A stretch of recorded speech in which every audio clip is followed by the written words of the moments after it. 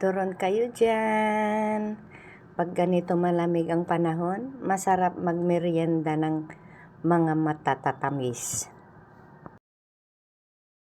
So yun nga mga kaibigan, mga idol, meron ako ditong saging, 4 na piraso. Gagawa tayo ng turon. For today's video, magmiminatamis tayo ng saging. Gagawa tayo ng turon. O siya. Ito na, binabalatan ko na yung 4 na saging. Hindi pa masyadong hinog. Masarap sana yung turon pag merong medyo malambot-lambot na.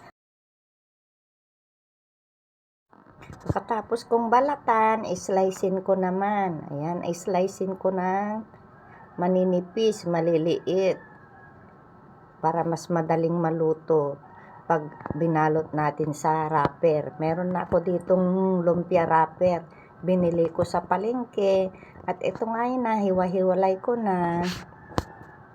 Yan, patuloy lang ako sa paghiwa-hiwa ng maliliit. So yun nga, tapos ko nang hiwa-hiwain, babalutin ko naman. Ayan, ganito lang kaliliit ang ginawa ko para madali lang maluto. Ayan. Lagyan ko rin ng cheese. Aywan ko kung matutunaw itong cheese na to. Okay lang kahit di matunaw, basta lumambot. Ayan. Kunti lang din ang inilagay kong cheese para maging cheesy lang tong aking tuturunin. O may palaman ako dito. Ilagay ko na lang ito sa aking tuturunin, coco jam. Kasi matagal na ito. Yan, ito na ang asukal ko. Hindi ko nalalagyan ng asukal kasi matamis na ito. Ito na yung pinaka-asukal niya. Ganyan lang, lagyan ko lang. Experiment ba? Experiment. Pati turon, experiment. Nung araw, binudbud mo lang sa asukal, babalutin mo na. Ngayon, dami-dami nang inilalagay. Kaya, mag-experiment din tayo. Ayan. Sure ball, magaling pa akong magbalot ng turon. Ito, nakaisa na ako. Ayan, patong natin dito sa papel, sa dyaryo. Para malinis-linis naman. Yung mesa natin di pa na nawawalisan, napupunasan pala. O isa pa ulit, balot pa ako isa. Ganon din, saging, cheese, tapos coco jam. Ayan. O, kinuha ko ulit yung saging kahit nakalinya na. Ayan, dumidikit. O, ayan, uubusin ko na tong coco jam. Hindi naman ito pinapalaman na. Naumay na sila. O, ibalot ko ulit. Ayan. Ayan. Pintadahan natin. Oy. Maganda ng pagkabalot. Nagbalot pa ako ng isa ulit.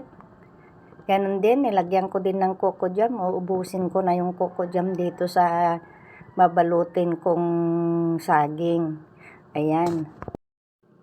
So, yun. Tapos na ako magbalot. May 10 piraso akong nabalot na saging. Tuturunin natin.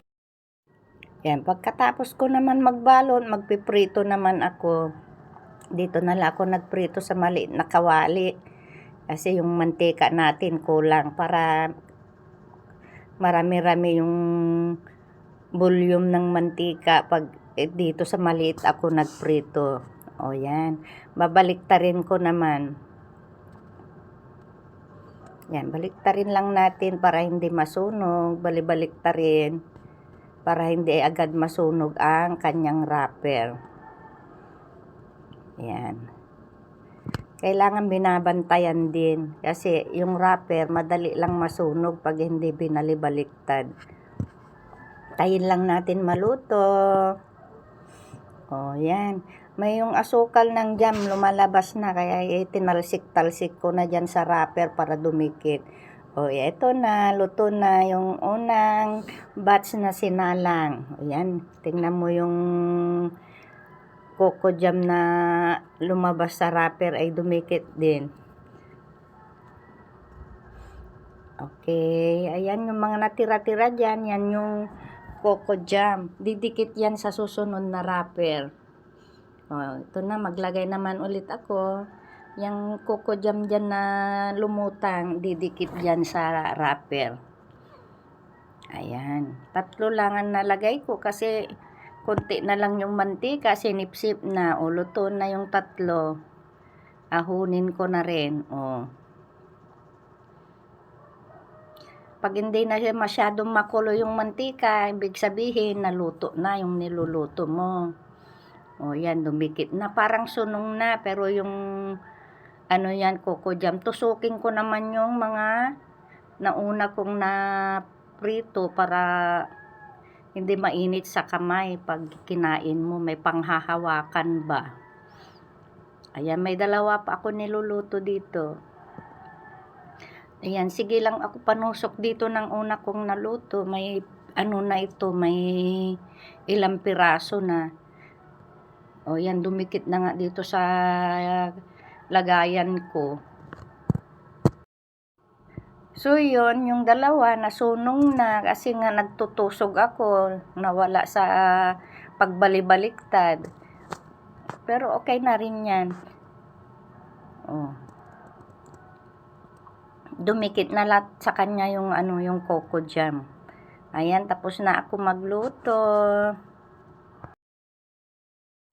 So, yun, ito na.